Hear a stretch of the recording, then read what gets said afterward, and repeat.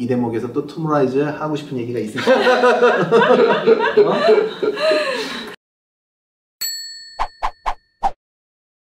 이제 두 분 찬반을 떠나서 우리 학생들 또 원장님들 어떻게 준비하면 좋을지 얘기해 주시면 좋을 것 같아요. 먼저 학생들 어떻게 준비하면 좋을까요? 진로 결정을 좀 빨리빨리 해야 된다. 네. 그러니까 하고 싶은 입장 정리를 네. 입장 정리가 좀 빨라져야 된다 라고 좀 생각할 수 있고요. 이게 가서 선택할 수 있으면 안 되는 거죠. 우왕좌왕하다가 끝날 수 있어요. 그러니까 저거 갑자기 왜 저거 해야 되는 거지?가 아니라 자기가 중학교 3학년 때 자기 희망하는 학교에서 무엇을 진행하고 있는지에 대해서도 충분히 잘 알아봐야 될 것 같고요. 내가 가서 어떻게 1학년, 2학년, 3학년을 할지에 대해서도 충분히 알아봐야 시나리오가 준비가 되어야 되겠죠.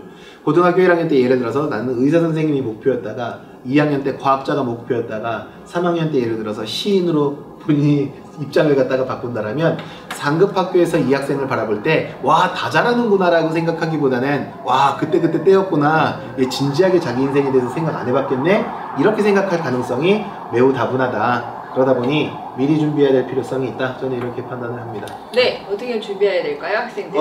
말씀하신 거 적극적으로 공감하고요. 일단은 고교 학점제 도입 취지 자체가 학생의 진로에 맞는 다양한 선택권을 학생들에게 주는 것이기 때문에 목표가 없으면 선택권이 주어져도 선택권을 잘 활용할 수가 없잖아요. 네. 그 학생 입장에서는 진로라고 하는 목표를 분명히 하고 그 진로라는 목표에 어떤 과목이 도움이 되는지 그 과목에 대한 이해가 선행되어야 한다, 이런 걸 또 말씀드리고 싶고요. 근데 하나 꼭 말씀드리고 싶었던 게 앞으로의 입시제도가 어떻게 바뀔지 모르겠으나 지금 입시제도의 방향 자체도 하나의 전형으로 모든 아이를 선발하는 것 자체는 교육적 취지에 안 맞는 것 같아요. 그래서 내가 목표가 없다고 한다면 정시나 무슨 학생부 교과전이 그때까지 있다면 학생 입장에서는 꼭 진로 목표를 따라가야만 하는 것도 아닐 수도 있다는 거예요. 그러니까 자신의 대학에 진학하는 목표 전략에 따라서 목표 전형을 설정하고 그 목표 전형에 맞는 현명한 선택을 하는 것이 현실적인 학생들에게 필요한 전략이 아닐까, 그렇게 생각합니다. 네, 그럼 이제 학원장님 가장 중요하죠. 학원장님이 네. 고교학점제 어떻게 준비해야 될까요? 대표님 말씀해 주세요. 고교학점제. 네. 고교학점제 얘기하면서 아까 학생부 얘기를 잠깐 했는데요. 네. 이게 내신이 어려워서 내신이 아니고요. 삐끗하면 죽으니까 내신이거든요. 이게 예를 들어서요.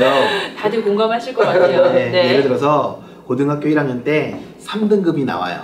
그러면 나머지 4개 학기, 그 3학년 2학기는 재학생은 안 들어가니까, 그러면 나머지 4개 학기를 전부 1등급을 한다라고 하더라도 3, 1, 1, 1, 1 다 더하면 이게 7등급이거든요. 그냥 우리 쉽게 이걸 5개 학기로 나누면 1.4등급이에요. 1.4등급이면 1등급을 매번 하던 학생이 자기가 지향하는 학교가 있거든요.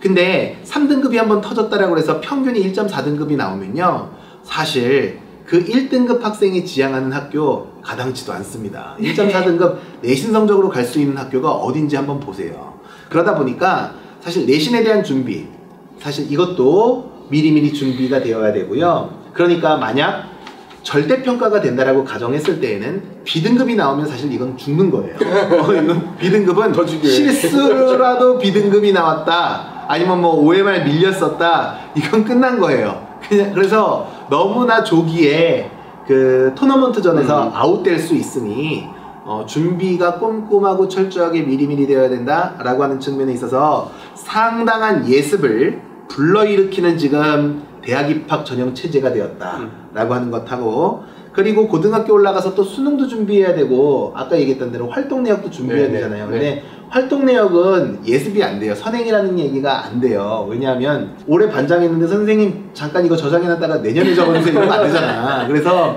안 되기 때문에 지금 활동 내역들에 집중하고 수능도 챙겨야 되다 보니 교과가 좀 앞으로 와줘야 되는 지금 현재의 입학체제가 당분간 계속 유지가 될 거고요. 고교 학점제를 통해서 본인이 첫 번째 진로 선택 중3 때 우왕좌왕하지 않게 초점이 신뢰도 있는 학생부가 되기 위해서는 구심점이 있어야 된다. 그 구심점은 어디서 나오느냐? 일관성. 그 일관성은 언제 생각해 볼 수 있느냐? 중3 때 내가 3개년 향후 시나리오를 생각해 볼 수 있어야 된다 라고 하는 것. 그래서 미리 준비해야 된다라고 하는 것과 비교과를 도와줄 수 있는 활동력을 도와줄 수 있는 옆에 뭐 선생님이 됐던 선배가 됐던 셀파가 좀 있어야 된다. 아니면 학원이 갖추어 주시면 좋겠습니다. 이 대목에서 또 투모라이즈 하고 싶은 얘기가 있으실까요?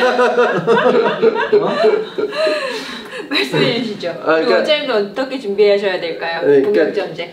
사실은 이번에 이걸 준비하면서 제가 많이 느꼈던 건, 야, 이제 학원 하시기 되게 힘들겠다. 솔직한 말씀으로. 왜냐면 고교학점제가 되면 아이들이 수업을 선택하잖아요. 그럼 선택하면 우리 학교에 개설되지 않은 과목을 선택하기 위해서 아까 말씀하신 공통 교육과정을 운영하는 학교나 이런 기관이 있게 되고, 거기에서 이루어지는 수업에 참석하려면 수업 중에는 이동이 안 되잖아요. 솔직히 다른 과목을 들어야 되니까. 그래서 보통 방과 후 시간에 그 수업을 들어가거나 혹은 주말에 그 수업을 듣게 되거나 아니면 인터넷으로 온라인 교육을 이루어지고 이렇게 되거든요.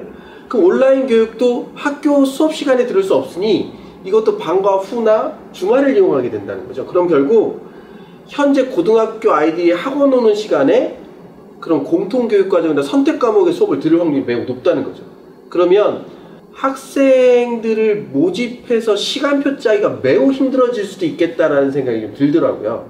그 다음에 또 하나는 그렇게 진행되는 아이들의 선택과 진로의 방향성이 많고 아이들이 듣는 교과목이 너무 다양해지면 학원에서 저 과목에 대한 대응이 될까? 뭐 약간 이런 느낌. 그래서 현재 진행되는 학원 형태가 좀 많이 변화돼야 될 것 같고, 학생들의 굉장히 다양한 시간적 요구와 수업에 대한 과목적 요구를 학원이 어떻게 충족시켜 줄 수 있느냐, 여기에 굉장히 중요한 키포인트가 있지 않을까라는 생각을 했고요. 아까 말씀하신 것처럼 절대평가냐 상대평가냐 했을 때 내신이 절대평가로 된다면 절대평가를 갖고 어떤 식으로 이걸 장점으로 활용할 거냐 아니면 위기로 활용할 거냐, 이 부분도 의사결정을 좀 하셔야 될 필요가 있고, 마지막으로 이 고교학점제가 학생부 종합전형과 되게 관련이 많기 때문에 지금 고등학교에서도 가장 큰 이슈가 과연 학생들의 수업 설계를 누가 도와줄 거냐, 이 코디네이팅 능력을 갖고 있는 선생님이 필요하거든요. 근데 이 타이밍이 보통 이제 고1 때 많이 이루어진다는 거예요. 그러니까 아이들의 어떤 진로 방향을 보고 어떤 식의 수업을 들어서 네가 진로 방향에 맞는 이 과목들을 이수하면 된다. 근데 고1 선생님이 입시를 잘 모르는 거죠. 그래서 어떻게 보면 이런 설계의 역량이 학교에서 충족되지 않으면 학원으로 굉장히 많은 요구가 올 수 있기 때문에 학원에서도 그런 진로를 기반으로 한 수업 설계 역량이 좀 필요하실 수 있을 것 같고, 그런 상담에 대한 니즈가 많이 커질 것 같으니까 거기에 대한 대비가 좀 필요하시다. 뭐 이런 말씀 드리고 싶어요. 네. 원장님들이 하실 일이 또 많이 늘어나겠네요. 변하는 거죠. 네. 그러니까 변해야 사는 거고, 네. 예, 기회는 변화로부터. 네. 맞습니다. 뭐 변화가 위기이자 기회잖아요. 네네네. 네, 오늘 에듀썰전 고교학점제에 대해서 알아봤습니다. 지금 말씀하신 것처럼 변화가 또 기회일 수 있다는 거, 우리 학생들도 그리고 우리 원장님들도 변화하는 교육과정에 맞춰서 잘 준비해 주셔서 좋은 결과 얻으시길 기대하겠습니다. 오늘 에듀썰전 여기까지 마치겠습니다. 고생하셨습니다. 감사합니다. 네, 감사합니다. 감사합니다. 네.